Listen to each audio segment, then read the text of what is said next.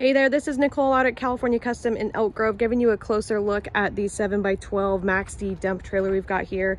It is the DJX model, which means that the ram on the scissor lift is a little bit heavier duty. These have 7K axles. You got the spreader gate on the back, the barn doors, slide-in ramps underneath here. Got a tarp kit on the top. Comes with a spare tire on the other side. Got the solar panel on top for charging, standard crank jack, adjustable hitch. There's that spare tire on the side here.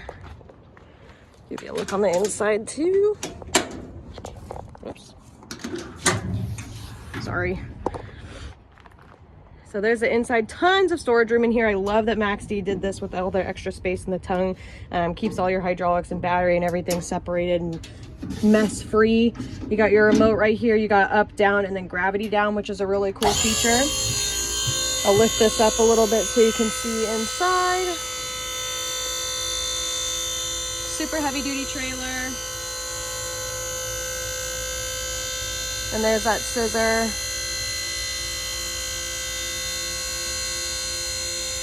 You can see in here that ram, and then there's your slide-in ramps. I'll give you a little look inside the bed too. It's hard to see, but you have D-rings in all four corners.